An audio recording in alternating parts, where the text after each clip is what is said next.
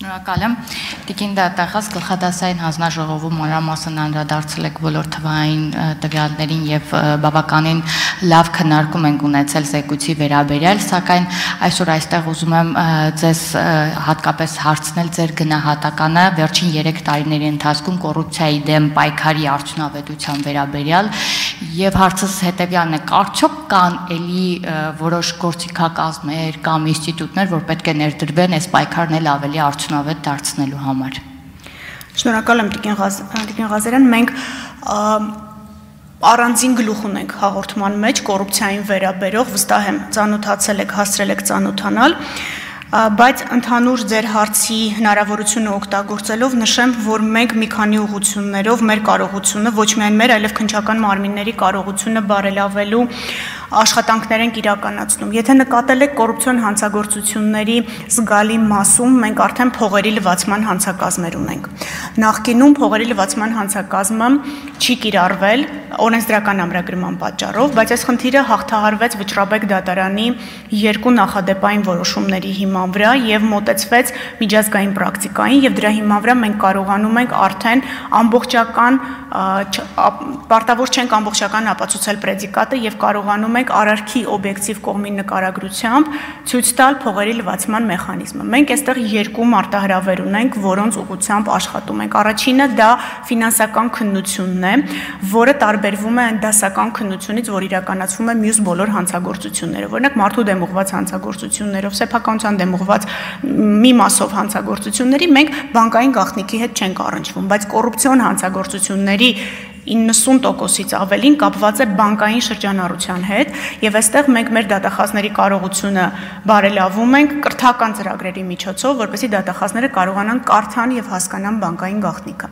Երկրորդ ուղղությամբ, որ աշխատում ենք եւ կարծես այս տարի առաջին ծիծեռնակները ունենք հաջողության, դա միջազգային համագործակցությունն է։ Տարիներ շարունակ մենք բախվում էինք խնդրի, երբ այլ երկրները չէին կատարում իրավական օգնության վերաբերյալ մեր պահանջները եւ չէին տրամադրում մեզ բանկային տվյալներ կամ որոշակի սեփականության վերաբերյալ տվյալներ, որոնք կոնկրետ անձինք, որոնք մեղադրվում էին կոռուպցիոն հանցագործությունների մեջ մեր երկրում, ունեին այլ երկրներում։ Բայց հիմա Եվրաջաստի հետ համագործակցության շրջանակներում գիտեք, որ մենք այս տարի պատրաստվում ենք լիազոր դատախազի հաստիկ նախատեսել եւ հաջորդ տարի ուղարկել լիազոր դատախազ Եվրաջաստ, բայց այս փուլում էլ արդեն ունենք պատշաճ համագործակցություն եւ մի շարք երկրներ, օրինակ Շվեյցարիան, որը տարիներ շարունակ դժվարություններ էր ստեղծում բանկային գաղտնիքի տրամադրման վերաբերյալ, հիմա արդեն մեզ տրամադրում է բանկային գաղտնիք պատշաճ մեր կողմից ներկայացված իրավական հարցման շրջանակներում։ Իտալիան է տրամադրում, Հունաստանն է տրամադրում։ Իհարկե կան Ամերիկայի Միացյալ Նահանգների հետ եք շատ լավ աշխատում եւ գիտեք, որ արգելադրված գույք ունենք Միացյալ Նահանգներում, որի շուրջ բանակցություններ են իրականացում, թե որ մասն է վերադարձվելու Հայաստանին,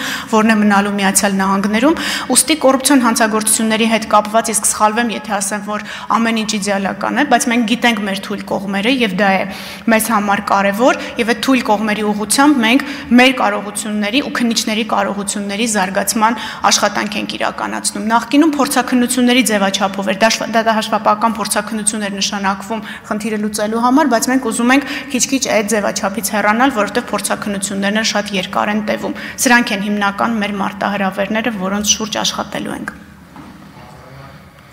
Արձագանք։ Շնորհակալ եմ Տիկին դատախազ, թե փորձաքննությունների վերաբերյալ եւ առհասարակ կոռուպցիոն հանցագործությունների կանխարգելման դրանց դեմ պայքարի վերաբերյալ, եթե անհրաժեշտություն կլինի օրենսդիր մարմնից աջակցություն, ես ամբողջությամբ առաջարկում եմ իմ աջակցությունը այս առումով եւ ուզում եի նաեւ, եթե դուք իրավասու եք այս հարցին եւս հստակ պատասխանել, ըստ ձեր գնահատմամբ համակարգային կոռուպցիա այս պահին Հայաստանի Հանրապետությունում կա թե ոչ։ Քրեական վարույթների շրջանակում համակարգային կոռուպցիա եզրույթը մինչև առնվազն 2018 թվականը Հայաստանի Հանրապետության տարածքում կատարված հանցագործությունների վերաբերյալ արդեն դատարան ուղարկվող վարույթներով դատախազության համար դառնում է տեսանելի։ Ինչի եմ նշում մինչև 2018 թվական, ինչի եմ նշում Հայաստանի Հանրապետության տարածքում, որովհետև նույն իրավական օգնության պահանջների շրջանակներում մենք ստանում ենք տեղեկատվություն, որ հետապնդման ներքո գտնվող անձինք այլ երկրներում շարունակում են բանկային գործառնություններ իրականացնել այն գույքերի վերաբերյալ, որոնցով մեր երկրում իրականացվում են քրեական հետապնդումներ եւ մենք ստանում ենք այդ բանկային գործառնությունների վերաբերյալ տվյալները։ Այս պահի մենք 18 թվականից հետո Հայաստանի Հանրապետության տարածքում կատարված կոռուպցիոն հանցագործությունների համակարգային բնույթի վերաբերյալ տեղեկատվություն չունենք, չենք տիրապետում, սա ունի մի քանի պատճառներ, որոնցից առաջինը ժամանակագրությունն է։ Համակարգային գնահատելու համար կոռուպցիան մեզ պետք է որոշակի ժամանակահատվածում իդենտիֆիկացնել դերակատարներին եւ ցույց տալ դերակատարների միջև կապերը։ Կապերը մենք կարողանում ենք վերհանել։ Ունեք հիմա քննադատում են, ասում են երկայատևում կոռուպցիոն հանցագործությունների քննությունը, բայց դա նախաքննության փուլի համար, եթե դեռ հետապնդում չկա, գիտեք, ժամկետները հետապնդումների դեպքում են, նորմալ է, որովհետև մեզ անհրաժեշտ է ամբողջ ծավալով ուսումնասիրել բոլոր կապերը, որպեսզի մեղադրանք առաջադրելիս մենք այլևս լրացուցիչ դժվարություններ չունենանք։ Սրանով պայմանավորված նաև փոխվել է քննության ձևաչափը, ավարտում եմ, քննության ձևաչափը եւ տվյալներ չեն հրապարակվում մինչև գործը դատարան ուղարկելը եւ նաեւ նախաքննությունը մինչեւ ամբողջապես վստահ չի լինում կապերի վերաբերյալ, դրա մասով չի հանրայնացնում։